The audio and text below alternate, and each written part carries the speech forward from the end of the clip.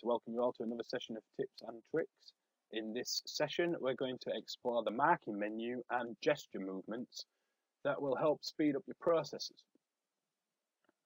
So, what is the marking menu?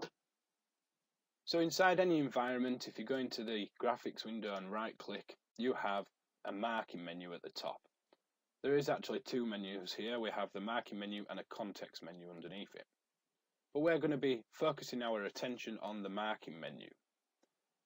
Okay, so what is the marking menu?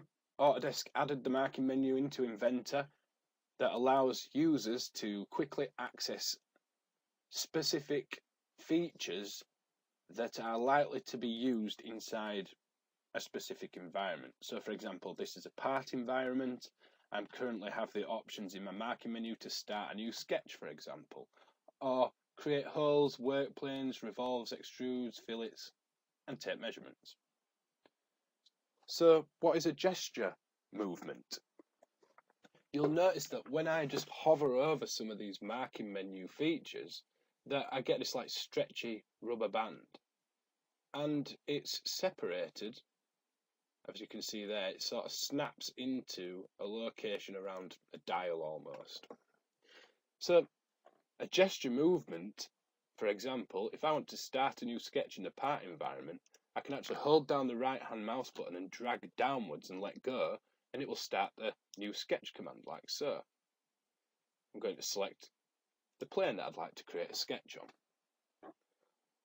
So now we're inside the sketch environment, and the marking menu again will change. So if I right click, we can then see that if I drag down, I can finish the 2D sketch. If I drag up, I can create a new line.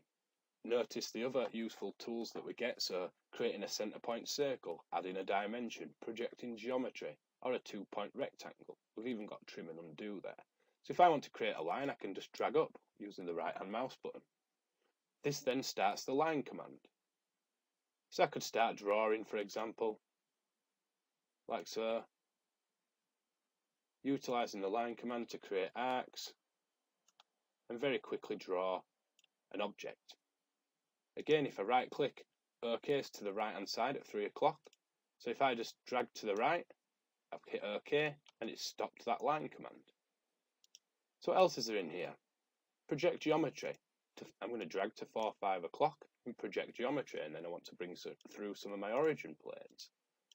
I'm going to turn them origin planes into construction lines, and I'm then going to use some of my constraints just to manage them positions. So I'm going to put the center points and ensure that them center points are on my projected lines. Again, if I go to the side, I can click OK, and it takes me out of that command.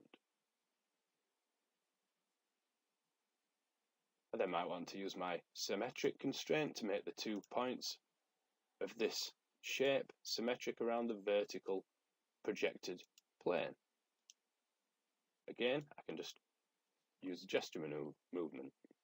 If I want to create a dimension, I can say general dimension, pick the 2 points, so I've got a center to center dimension, add in my dimension, and again add some more dimensions to the other geometry to ensure I've got a fully constrained sketch. Then when I want to finish the sketch, I drag down and I finish the 2D sketch. Back into the part environment, and I can then use gesture movers to extrude. So I could go up to the side, extrude, and extrude that component, and then OK to enter it. Again, I haven't touched the ribbon yet. I've only used gesture movements. So this does change as well depending on the environment, as I mentioned before. So if I jump onto the assembly environment and I right click, notice I've got place component at the top or create component. Again, when I start to add components, I have constraint, pattern component, and some free move or free rotate options. Inside the drawing environment, if I right click, again, I can create base views. I can create hole and thread notes and retrieve model annotation or add center marks. Or again, create a general dimension.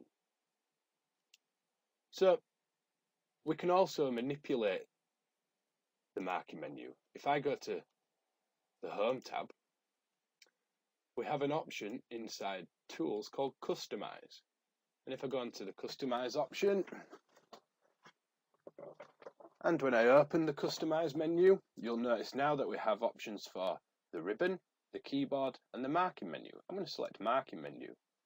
And here we can actually change the commands that appear on the marking menu.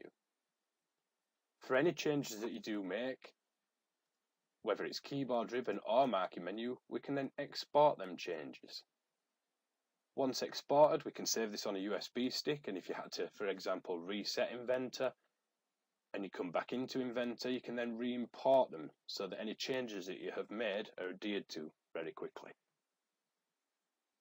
Have a go with it, see what you think, and speed up your workflows.